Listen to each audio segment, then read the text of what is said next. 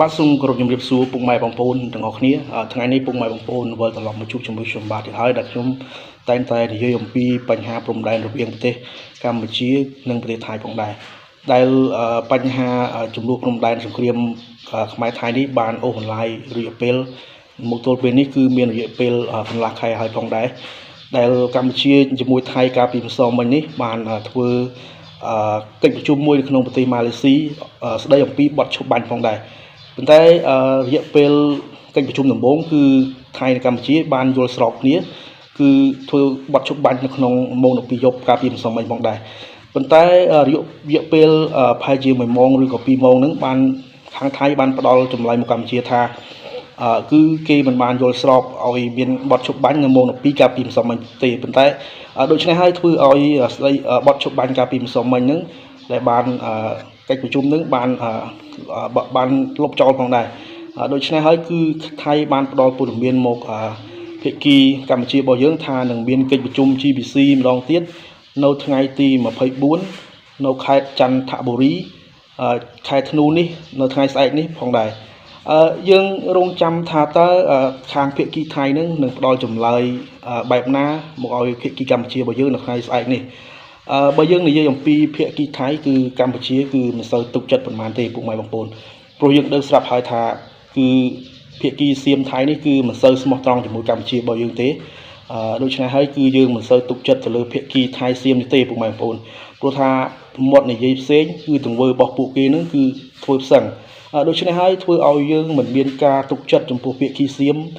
ថៃនឹងផងដែរពុកម៉ែបងប្អូន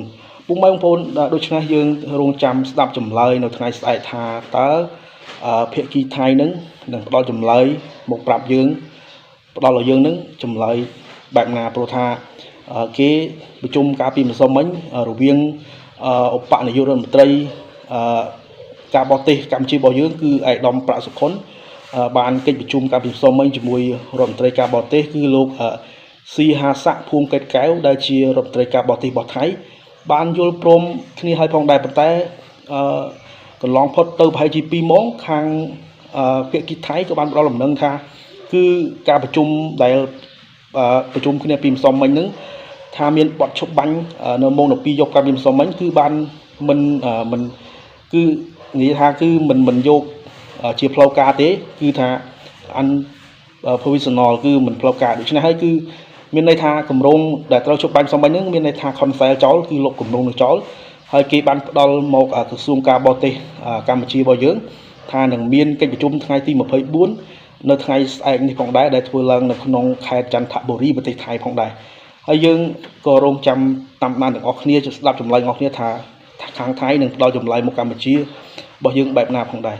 នឹងហើយបើពុកម៉ែបងប្អូនហើយយើងនិយាយថាក្នុងរយៈពេលកំឡុងចំនួនព្រំដែនកម្ពុជាថៃដែលថៃបានបើកការវាយប្រហារជាលើកទី2នេះគឺថៃបានប្រើអាវុធធ្ងន់មែនទែនវាយប្រហារកម្ពុជារបស់យើងគឺពួកគេបានប្រើអាវុធគ្រប់ប្រភេទតែម្ដងដែលគេមានដូចជាយន្តហោះចម្បាំង F16 កំភ្លើងធំ150មីលីម៉ែត្រហើយដូចជាដ្រូនទម្លាក់គ្រាប់ជាដើមហើយនឹងកំភ្លើងយន្តនិងរថក្រោះផងដែរដែលគេបានបើកការវាយប្រហារគឺគ្រប់ទីតាំងដែលមានព្រំប្រទល់ជាប់ជាមួយកម្ពុជាគឺខេត្តដូចជាមានបន្ទាយមានជ័យបាត់ដំបងព្រះវិហារដល់មានជ័យពោធិ៍សាត់បៃលិននិងកោះកុងផងដែរគឺគេបានបើកការវាយប្រហារគ្រប់តំបន់ផងដែរដែលមានព្រំដែនជាប់គ្នាកម្ពុជាថៃផងដែរពុកម៉ែបងប្អូននេះគឺជាទង្វើដ៏កក្លឿនរបស់ភាគីថៃផងដែរពុកម៉ែបងប្អូនបើនិយាយអំពីកម្ពុជាគឺមិនមែនថាកម្ពុជាអត់ទេប៉ុន្តែកម្ពុជាមិនចង់ធ្វើសង្គ្រាមជាមួយថៃព្រោះថាកម្ពុជាចង់បានតែសន្តិភាពប៉ុណ្ណោះពុកម៉ែបងប្អូនដូចសម្ដីប្រសាសន៍របស់សម្ដេចតេជោជាមួយនឹងសម្ដេចធិបតីគឺកម្ពុជាគឺមិនចង់មានសង្គ្រាមជាមួយប្រទេសជិតខាងទេដោយសារតែកម្ពុជាធ្លាប់ឆ្លងកាត់ភ្លើងសង្គ្រាមគឺឆ្អែតចន់ហើយផងដែរពុកម៉ែបងប្អូនដូច្នេះហើយគឺកម្ពុជាចង់មានតែសន្តិភាពដើម្បីអភិវឌ្ឍប្រទេសប៉ុណ្ណោះពុកម៉ែបងប្អូនកម្ពុជាបើយើងនិយាយទៅគឺកម្ពុជាយើងក៏មានអាវុធទំនើបដែរអញ្ចឹងហើយគឺកុំមើលកម្ពុជាសោះពុកម៉ែបងប្អូនដូចជាប្រទេសថៃនេះតែងតែមើលងាយកម្ពុជាប្រទេសកម្ពុជារបស់យើងមែនទែនពុកម៉ែបងប្អូនកម្ពុជារបស់យើងក៏មានអាវុធល្អដែរដូចជា BM21 ដូចជាបើនិយាយពីកងទ័ពវិញយើងមានច្រើនស្ថាប័នដែរដូចមានដូចជាកងអង្គរៈសម្ដេចតេជោ BAQ តបប៉ារ៉ាហើយ យើងក៏មានសម្លាញ់មេឃដែរពុកម៉ែបងប្អូនបើថាប្រជាជនកម្ពុជាក៏មានចម្ងល់ដែរទាំងខ្ញុំទាំងប្រជាជនកម្ពុជារបស់យើងគឺឆ្ងល់ថាថៃបានប្រើអាវុធទំនើបដូចជាយន្តហោះចម្បាំង F16 ហើយតើកម្ពុជារបស់យើងនឹងប្រើសម្លាញ់មេឃនៅពេលណាផងដែរប៉ុន្តែកម្ពុជាឥឡូវនេះក៏បានចរចាឲ្យផងដែរពុកម៉ែបងប្អូនរដ្ឋាភិបាលកម្ពុជារបស់យើងក៏បានចរចាជាមួយថៃហើយគឺនៅថ្ងៃស្អែកនេះផងដែរហើយយើងនឹងរងចាំស្ដាប់ចម្លើយខាងភាគីថៃដែលធ្វើឡើងនៅក្នុង